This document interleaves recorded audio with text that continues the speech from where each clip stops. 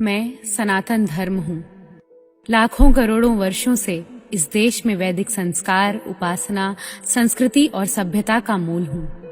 सृष्टि के आरंभ से ही मुझको मानने वाले सनातन धर्मी अपने हृदय में सर्वे भवन्तु सुखिनः की सुंदर भावना के साथ आगे बढ़े, जिसका परिणाम है कि आज संसार की हर सभ्यता में मेरा प्रभाव किसी न किसी रूप में आज भी दिखाई देता है। लेकिन आज मैं व्यथित हूँ, निराश हूँ।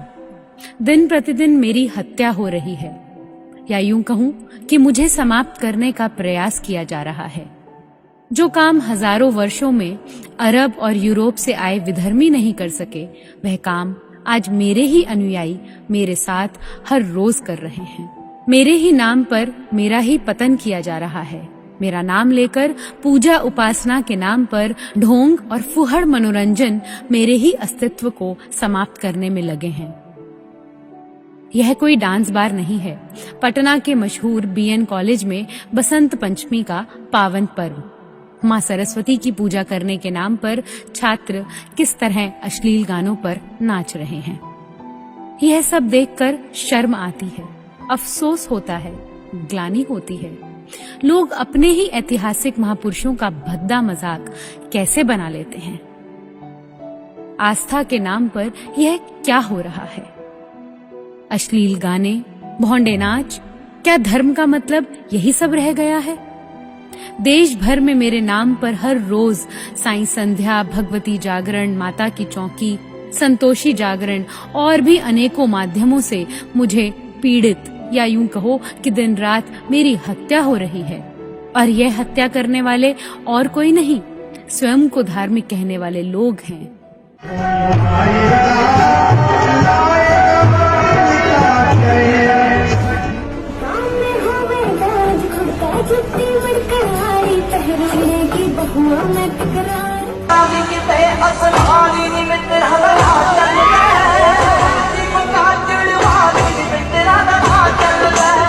इन गाने बजाने वालों ने भगवान कृष्ण को तो चूड़ी बेचने वाला रसिया साबित करने में कोई कसर नहीं छोड़ी। भगवान शिव जैसे महान तपस्वी ध्यानी को नशेड़ी और माता पार्वती को भांग रगड़ने वाली और भोली भाली बताकर दिन रात उन पर अश्लील और भद्दे गाने बनाकर समाज में परोसे हैं। एक भूत शिव से भोला, एक भूत शिव से भोला, कांधे पे लेके झोला, कांधे पे लेके झोला, बाबा भांग खाओगे या दम लगाओगे। यह सब देखकर मेरी आंखों में आंसू हैं, हृदय में वेदना है, क्योंकि एक अकेला हिंदू समाज ही ऐसा है जो अपने भगवान को रास लीला करने, नाचने कूदने, नशा करने, भांग और चिलम पीने से जोड़कर खुश हो रहा है, नाच कूद रहा है। आखिर मेरे नाम पर यह सब फुहड़ता करने के लिए किस धर्म शास्त्र में बताया है? ऐसा नहीं कि सनातन धर्म में संगीत की मनाही है। धर्म के आदि स्रोत वेद मंत्रों में सुंदरता भरी है, बल्कि सामवेद संगीत और गायन की सुंदर शिक्षा देता है।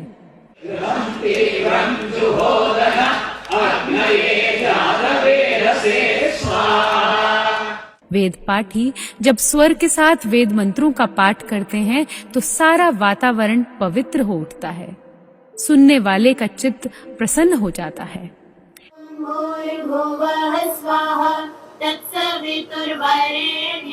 भर्गो देवस्य धीमहि धियो यो नः प्रचोदयात्। इतना ही नहीं, वैदिक ऋचाओं में जो अर्थ भरा है वह तो उससे भी सुंदर है। उनमें जो भाव भरे हैं वो मनुष्य के स्तर को ऊंचा उठाने वाले हैं, समाज को ऊपर उठाने वाले हैं। उनसे आत्मा का भी कल्याण होता है और समाज का भी।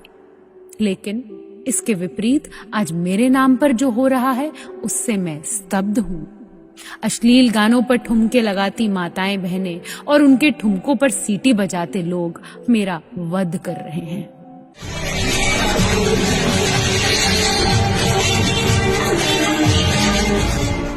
आखिर मुझे किस बात की सजा दी जा रही है?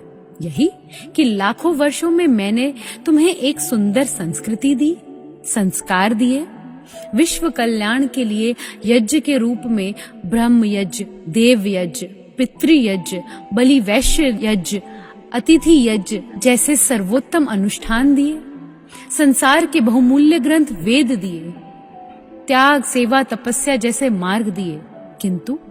किंतु आज मेरे नाम पर लोगों को आर्थिक और धार्मिक रूप से निचोड़ने का कार्य किया जा रहा है। उसके विरुद्ध आप कब खड़े होगे? तब जब मेरा अस्तित्व मिटाकर विधर्मी स्वयं विराजमान हो जाएंगे।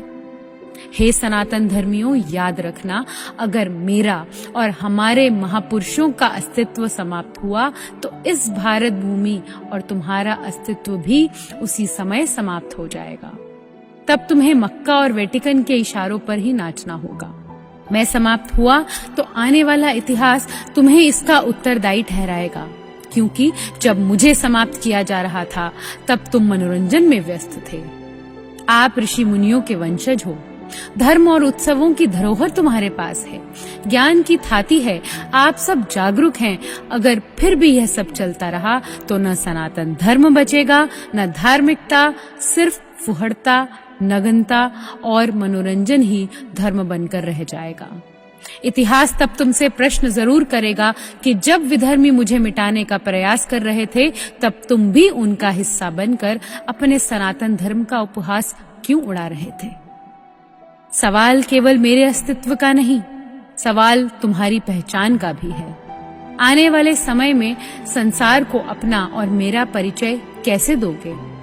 हो सकता है कि मेरे अस्तित्व के साथ तुम्हारी पहचान भी समाप्त हो जाए और सनातन धर्म का कोई नाम लेने वाला ही न बचे।